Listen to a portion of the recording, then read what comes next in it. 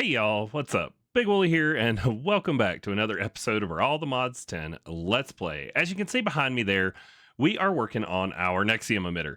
I did not intentionally pick like one of the hardest ones of the start to get into, but that's where we're at. So I think today we're going to just take a peek at Mekanism and start down that deep, dark road. So without further ado, let's get into it.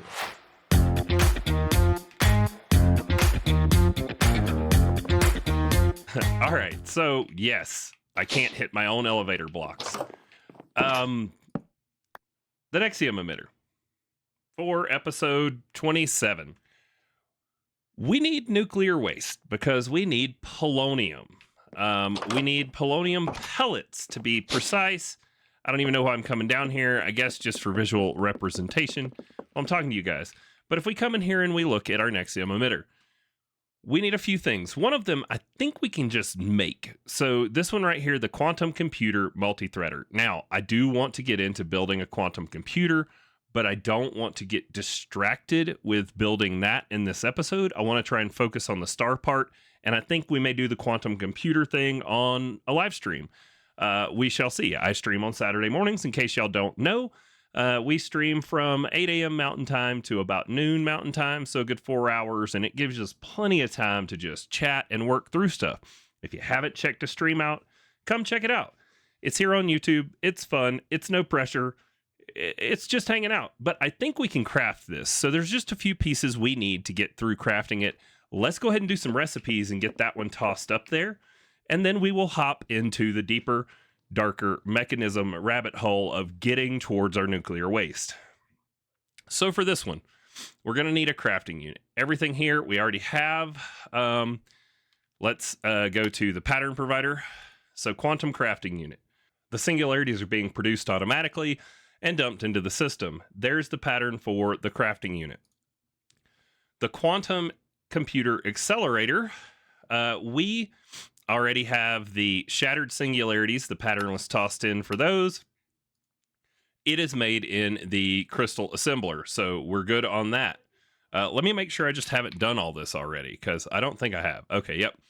Now, the quantum computer core, looks like we are going to be missing some pieces on that one, being the quantum computer storage, the crafting unit we have, and the accelerator we have. So the only one we don't have bookmarked is here. So we're going to add that. Now let's take a look at this. So there we go. What are these? 128s. Okay. So we need to make those, which we don't have. What's in the middle? We have that quantum storage component. We don't have that. Let's take a look.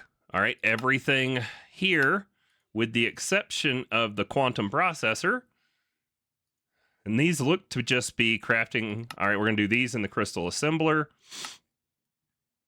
Let's make sure we don't already have QUANT. We don't have the processors. Okay, so that'll be our first processing pattern that we need. And I do believe that drills us all the way down to everything being craftable. So in theory, if we just double check, the only one we haven't made yet is this. Quantum computer accelerator, crafting unit, core. It looks like we should be able to just toss all of these into the various machines and then just craft it. So these two were both crystal assembler recipes, and the rest of these are just crafting patterns. And I'm just trying to equally distribute my patterns through these pattern providers to hopefully utilize our current existing setup, which once we get into a quantum computer, from the way I understand it, won't be an issue for us. But now can we go ahead and request up the quantum multi-threader? So QAN, and then where's the multi-threader? There we go. Can you make one? Okay, you're missing spatial components. So that's where we're missing stuff. 2 cubed spatial components. 2 spat. Okay, so let's cancel out of that. Got some more patterns we need to make up. Well, that's easy. Everything there is auto-craftable, so we just need to toss in one more crafting pattern, it looks like. And until we try and craft it and it still doesn't work, and then we'll toss in one more and one more and one more. But we'll start with this. Now let's try again. Quant multi-thread. Go Gadget crafting machine. And this one looks like it's going to just take a few minutes to run. I will say I'm sorry if you guys hear the sniffles, but it's spring is springing and my allergies are springing with it. So I will try to keep the sniffles to a minimum, but just know I'm on the struggle bus with those today. So let's go ahead. Now that we've got all that in here, we can clear out all of these pinned recipes and let's go take a look at this dreadful, nerve-wracking section in here. It is under tech, mechanism reactors. All right, as you'll notice, there's stars all over this page. There's a star here, there's a star here, and I do believe that some of the stuff we need, it doesn't even have a star, but it's like a component. So what we're chasing the Nexium Emitter, and we're chasing this gravitational modulating unit. Now, it looks at first glance like we should be able to make all of this, but there's a piece we're missing, and it is a process to get to. If we come look right here, this innocuous little green pellet is polonium. Polonium is made from spent nuclear waste sent to a solar neutron activator to be converted into liquid polonium. Then we got to put it into a crystallizer and convert it back into the polonium pellet. But in order to do all of that, we've got to make nuclear waste. And that's what this quest line is going to get us into. We're there. We have the things we need to be able to do it. Mechanism reactors, to be honest with you, they make a ton of power. They're just, I don't know. I'm not the biggest fan because they blow up your base and they make, waste. And yeah, I just don't like it. So I think what we'll try to do is I'm going to see if I can put this in one of the new giant compact machines. And then the only piece we'll need to do is to get the nuclear waste out for the solar neutron activator. And I think we can send it through AE2. I think. Don't quote me on that. We're going to fly by the seat of our pants. We're going to look at this quest line and try to follow it. First things first, it wants us to make a chemical crystallizer. As we go through this, I'm just going to put everything in as a pattern. We're going to try and craft them that way so that if we're missing anything or whatever else, we can just get it automated. Because the thing about mechanism reactors is you're going to need a lot of everything that you need for it. So you need it automated. Now, one thing here, fluorite. Oh, cool. So we got plenty of fluorite. We could probably, I bet you there's a seed. Fluorite seeds. Let's go ahead and just make up the seed, or I'll pin it and then I'll make it. But yeah, we're going to make up the seed for fluorite. That's one of the things that we're going to need some of that we don't have. And then we've got a pattern for the chemical crystallizer. We've got enough to make our crystallizer. So we will just toss this pattern in here and then let's get a chemical crystallizer going.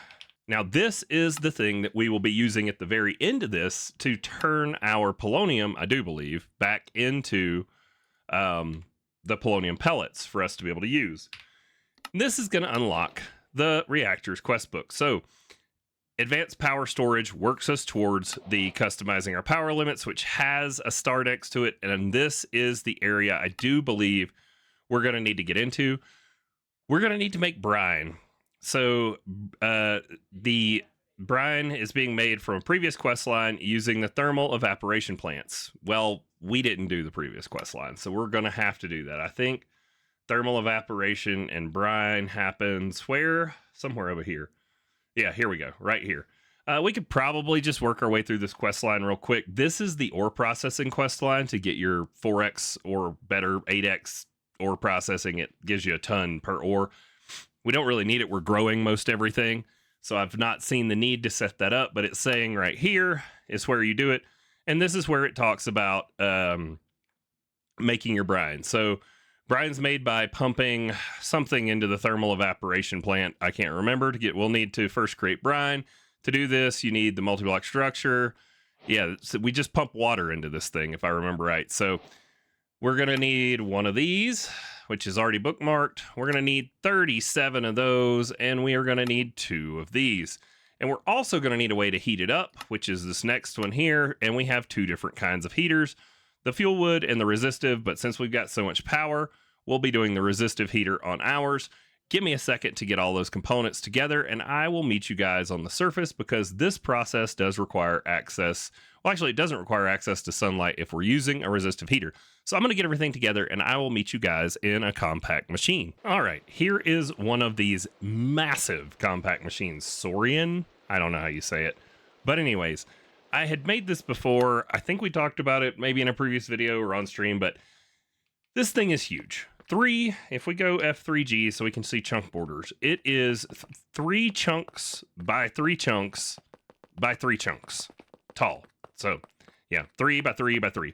So the space in here is going to be more than ample for what we need to do. So let's pick a corner and we're going to want a chunk load in here. And I'm going to just, because we've got so much space, I'm going to come out 2 to give us a little room around it.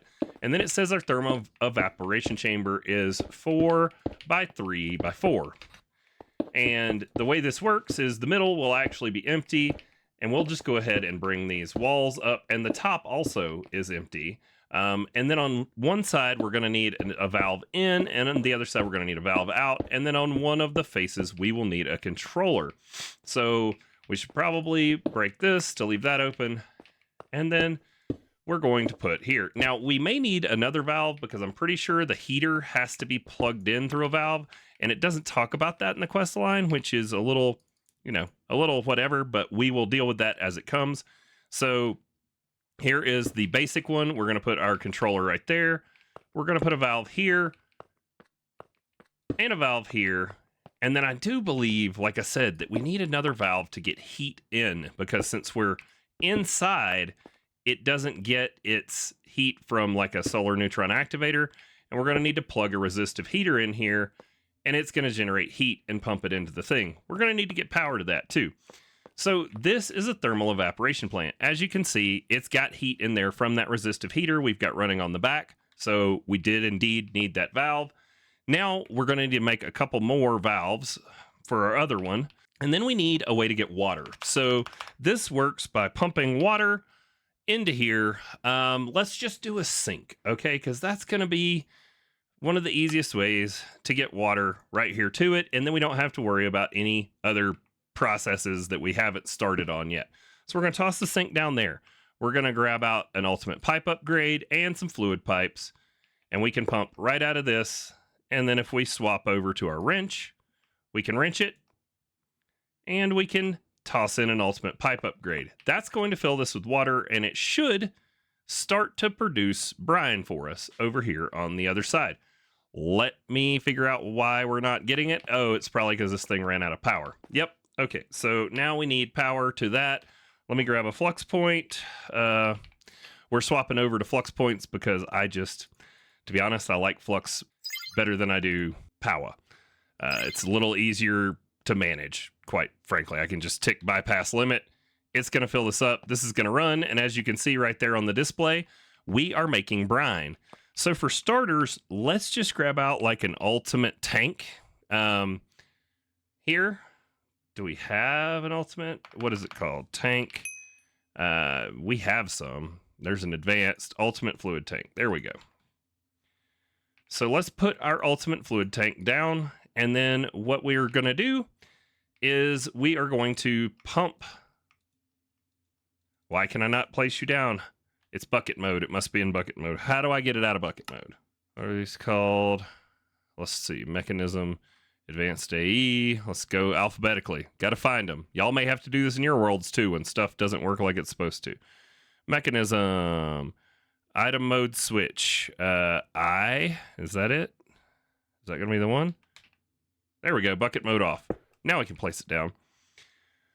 So we're going to pipe out of this once again with pipes because there still seems to be some issues with mechanism pipes. It looks, the only thing we've seen in our server is it's crashing the world when you use the ultimate or the advanced tier of logistical transporters is the only one we've really had an issue with, which seems oddly specific, but that's what we've seen. So now we're set up. This is going to make brine, but what we need for proceeding in our reactors quest line is we need lithium dust. So we need to make lithium. And right here it says run brine through another thermal evaporation plant to get liquid lithium.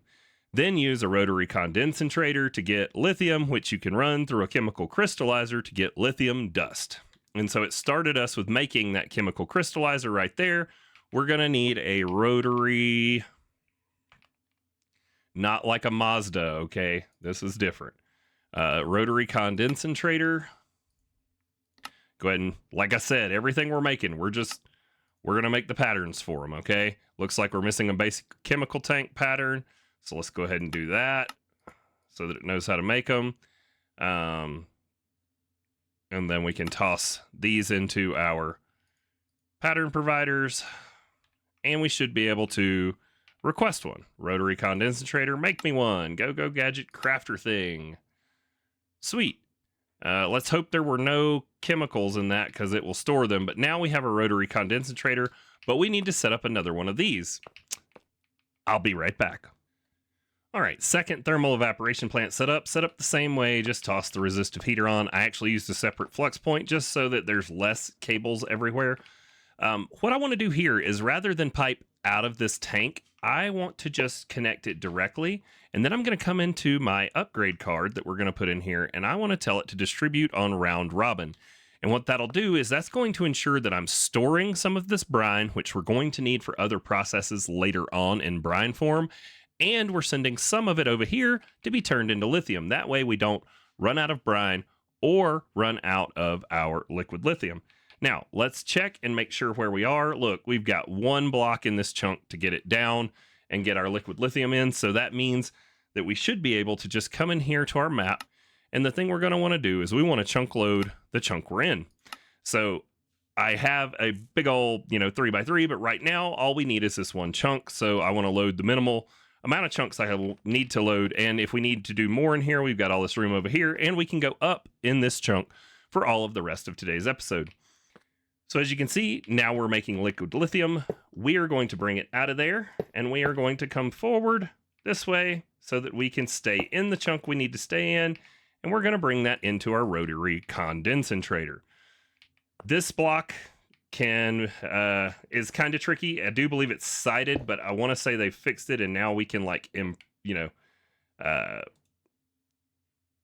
we can input and output on all the different faces. I don't remember which one of those is which, but what we do need to do is we need to wrench that so that we're getting the lithium out. And it looks like this is wrong, so if we turn it, now it should be able to take it in. Let's see, we want to swap it to, where is the swap? One of these is like, you change how it's doing. Give me just a minute.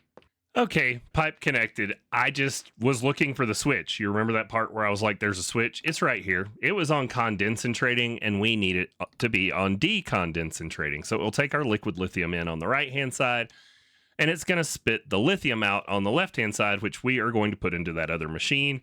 I even made fluid pipes and all sorts of stuff to see if I could make it work, and it didn't because it's not what I needed.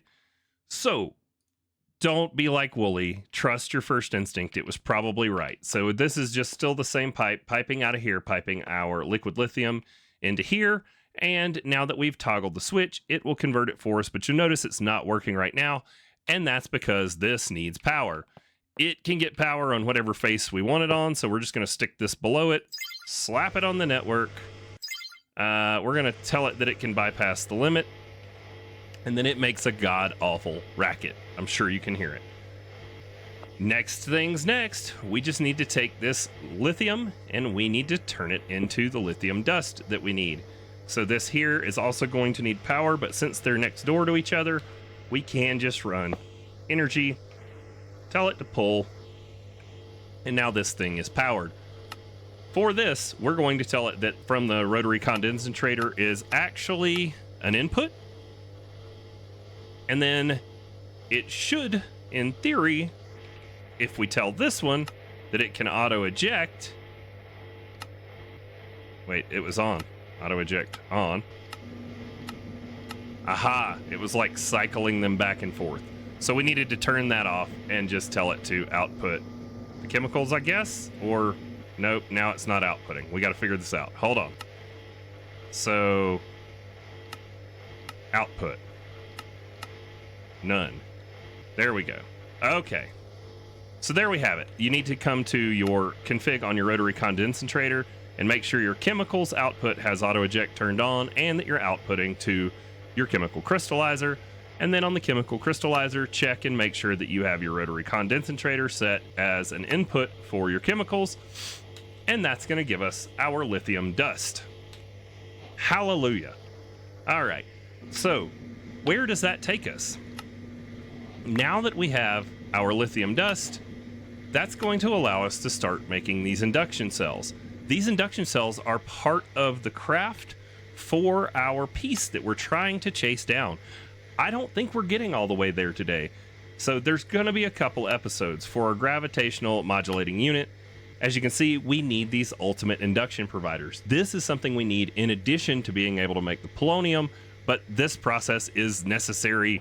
I do believe this whole process is necessary for the polonium, but I could be wrong, and we could have chased a rabbit we didn't need to chase, but we did need to chase it because we need it for those induction cells. We're going to need a lot of this lithium, so this is really just going to need runtime in the world. But that's how we get it. Now, we're inside the compact machine, which means we need a way to get this stuff out. There's a few different ways that we could do it. We could do it with AE2 with a quantum ring, so we can probably, that would be the best goal long term, would be to put a quantum link ring in here and link those up. So why don't you give me just a moment? I'll gather everything together, we'll link up a quantum ring and bring our network in here into the compact machine.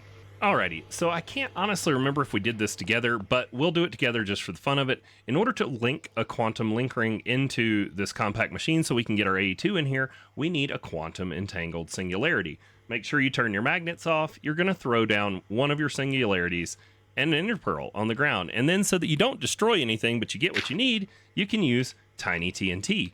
We're going to take a flint and steel. We're going to light that on fire. And it should give us a pair of quantum entangled singularities.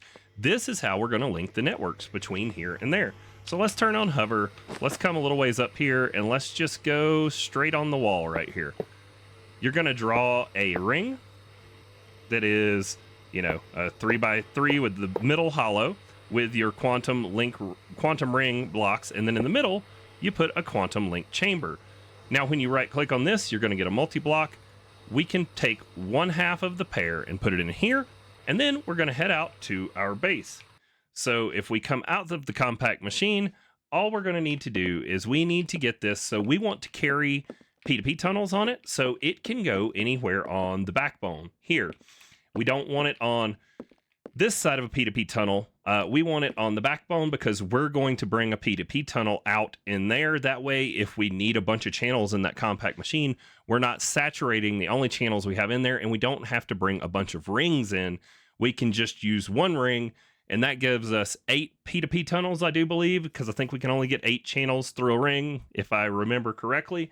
And then each of those 8 channels can be 32 channels via a P2P, and even more if you get into like some really crazy subnetting with it. But I don't think we're going to need to subnet that heavy in this one. So let's find a spot somewhere on here. Let's go. We're going to go just like right up here on the floor. So these rings can be kind of in any, you know, they don't have to be vertical or horizontal. They can be however you really want them to be. And then we're going to put our chamber in the middle. Put our singularity in there, and then all that's left is we need to bring to one of the center side faces, we need to bring up some cable. So we're going to bring up just a single because it's only going to take a singular channel because we're only going to be P2Ping on this. So there we have it. That should get our quantum ring online. Yep, there we go. So now if we pop back into our compact machine, before we do, let's grab out a memory card. This is a blank memory card. We can just verify it by shift right clicking it into the air to clear it. Yep, memory card cleared. Let's find some channels somewhere to bring this in. So we'll go right there. And now we have channels. And if we head back into our compact machine, we're going to be able to bring our AE2 network online inside of the compact machine. So as you can see, this quantum ring is online. That means we can bring cable off of these faces to wherever we need it to.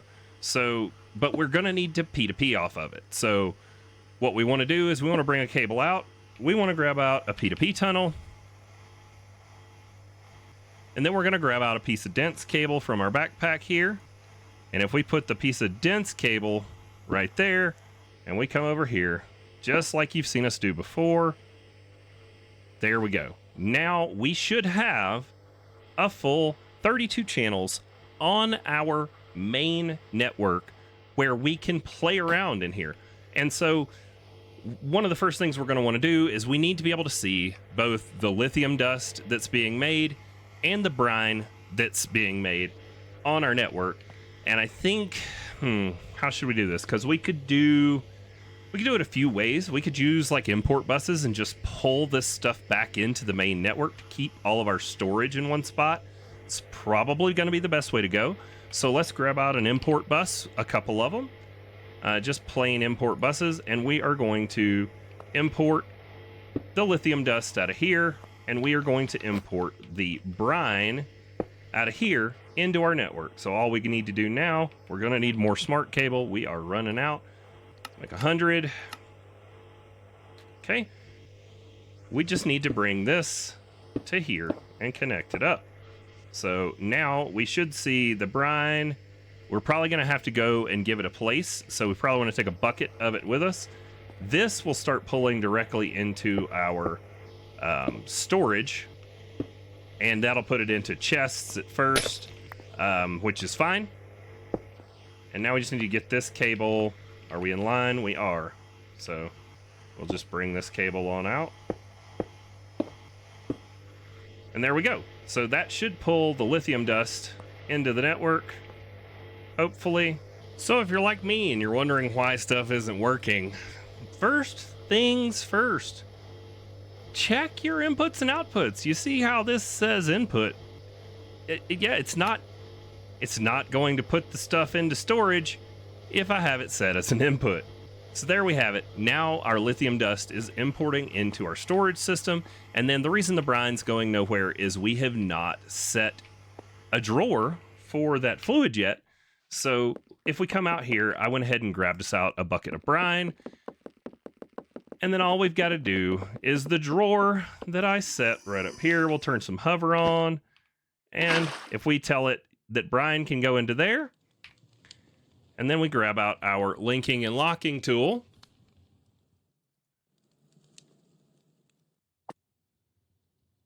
There we go. So now you'll see brine coming into the storage. That will still round robin between the two devices. It will continue to make our lithium dust for us. And with that, we have gotten through one side of the equation, but we need to let it run. We're going to need a lot of that lithium dust to make up all of the induction matrices we need for our gravitational modulation unit thingy. So thank you guys so much for watching. If you liked it, hit the like button. If you haven't already, subscribe, ring the bell for future notifications, and we'll see y'all next time.